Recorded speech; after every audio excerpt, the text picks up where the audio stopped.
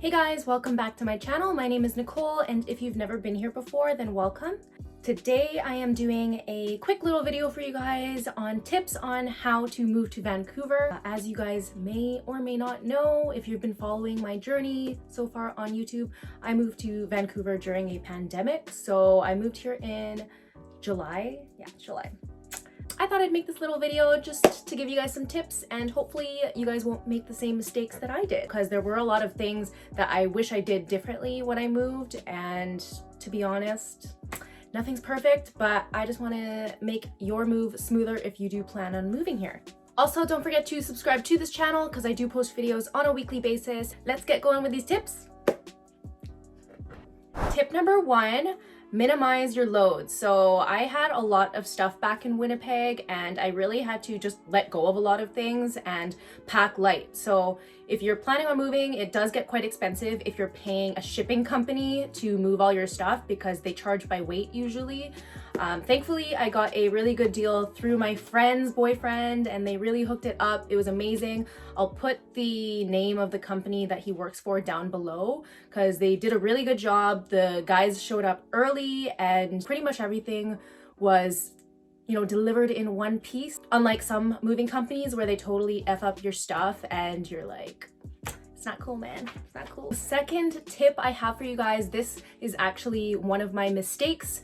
Get your driver's abstract if you plan on moving here and if you're a driver, because it was honestly such a pain to get my driver's abstract, and I actually had to get a friend get it for me, and they had to bring it out here. I didn't know that you needed that. I thought that they would just be able to fax it or email it, and I think because I moved from Manitoba, there are some differences. Manitoba Public Insurance will not email your driver's abstract. It's so annoying. You have to either mail something into them with your credit card information, and then they have to mail something back to you. It's pretty ridiculous. So I went through the ringer trying to get my driver's abstract, but thankfully I got it right in the nick of time. So that is my second tip, and that was a mistake on my behalf that I overlooked before I left Winnipeg. So if you're in the midst of moving, then hopefully this tip saved you, because honestly, it's the biggest pain. Third tip that I have for you guys is keep your rental options open if you are going to be renting a new space, whether it be yourself or with roommates. Rent is actually quite expensive here in Vancouver, as a lot of you may already know. Moving in with roommates is definitely something that can help with the cost of living, and it's cool to meet new people as well in your new city. So I highly recommend checking out Facebook Marketplace. Even Craigslist is actually really big out in Vancouver. So I highly recommend you search months in advance for a place to live. Before I even left Winnipeg, I was constantly searching on Facebook Marketplace all the time. And even when I did arrive in Vancouver, I actually didn't even have a place to live yet. I was crashing with my cousin. Thank you, cuz. But yeah, I crashed with my cousin for like almost a month until I found a place, and like the place that I actually was supposed to live in bailed on me last minute, literally a week before I was supposed to move. So that was really insane.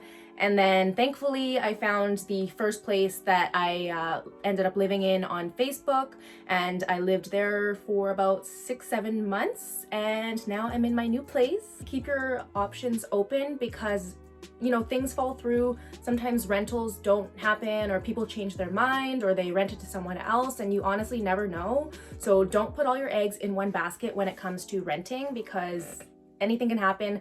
They could bail on you at the last minute and you honestly wouldn't even know. And also just make sure they're a legitimate ad as well, because there are a lot of fake ads and just a lot of like weirdos. You just really want to make sure that you're dealing with like someone who's legitimate. If you can, try and wait till you get here to put a deposit down on a place, because obviously you don't want to lose out on that money, and there are a lot of fake posts online nowadays. So highly recommend checking the place once you're here. Make sure that you check that it's a legitimate person first, okay? Tip number 4 is have some savings in your bank account, because you never really know what will happen. And I wish I watched this video when I moved here, because yeah. Have savings in the bank account, because honestly, it's always good to have that cushion if something happens. You never really know what will happen, and everything is more expensive out here when it comes to living costs and insurance as well. So if you have savings, it will save you a ton of headache while you're out here. I know if I listened to my own advice, then it would have saved me a lot of panic. Okay, and tip number 5, if you are a driver, I highly recommend you get yourself prepared for higher insurance premiums, because insurance in general out here is just a lot more expensive, and especially if you are a newer driver, it does cost a lot more to get your car on the road. And like, I was paying $181 back in Winnipeg, and now my insurance is $304. So be prepared for that, okay?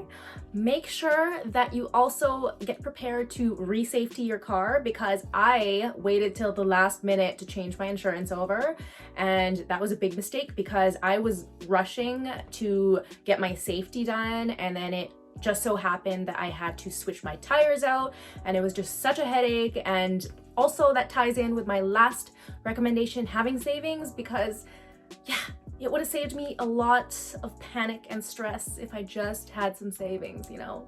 So highly recommend that. You do have 90 days to switch over your insurance when you get to Vancouver. So that's what they say is 90 days. That is the by the book rule. Of course, sometimes you do go a little bit over, but don't do that. Otherwise, you can get a steep ticket for that, and I don't recommend doing that. Tickets aren't fun. But yeah, that is my tips for you guys. If you plan on moving to Vancouver, I wish you the best of luck. Obviously, moving during a pandemic is not ideal. So if you are moving during a pandemic, just be careful, because if you are moving from another province, obviously there's different rules. Like in Winnipeg, it is very different compared to Vancouver. Just make sure that you check on the websites on what the regulations are based on the province that you're in, etc. Anyways, guys, that is the end of the video for today. I hope this really helps you if you have plans on moving to Vancouver. If you guys liked the video, give it a thumbs up, and also don't forget to subscribe to the channel, because again, I post videos on a weekly basis. Don't forget to follow me on Instagram, which is @NicoleV with 2 E's at the end, and I will see you guys in the next video. Bye!